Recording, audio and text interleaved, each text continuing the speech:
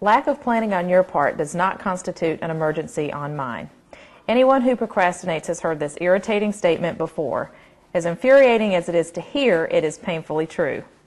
My name is Denise Johnston. I am from St. Mary's, Georgia. I am a nurse completing my bachelor's in nursing at Indiana State University.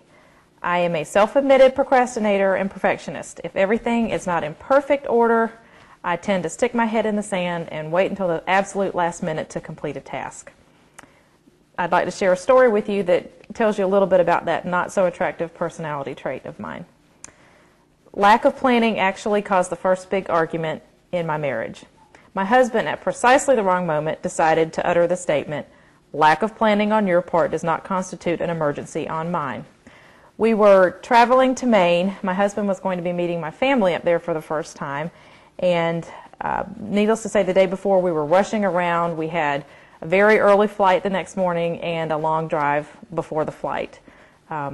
We were both rushing around. The difference was my husband was actually preparing, packing, and doing things that needed to be done before we left. I, on the other hand, was making sure the house was spotless for the dog sitter, responding to every email in my inbox, and working late because I was sure that the office would not survive without me. Packing, that could wait. I completely ignored my husband's request for my suitcase when he was loading the car and felt sure that I could get it all done by myself at 5 a.m. My husband went to bed because he said he had to get up early for the long drive. He went to bed about 4 o'clock in the morning, or he had to be up at 4 o'clock in the morning. As you can guess, I was not ready before he went to bed. After working late, cleaning the house, and emailing everyone, it was midnight and I needed to pack.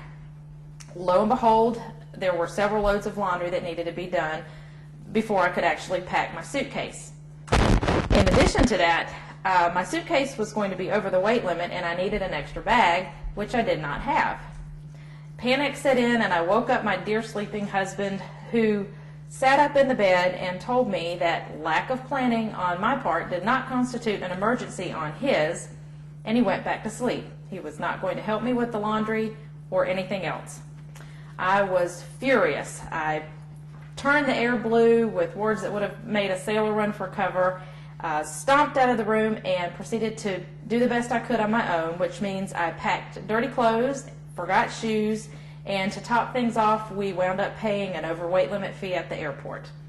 Needless to say, this was not my best effort and probably could have been avoided with more effective planning and focusing on the task at hand, which was not missing the flight.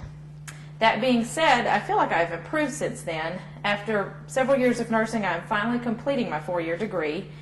As a non-traditional student, time management is always an issue, but I am succeeding by trying to make the extra effort to plan ahead and focusing on only the task at hand.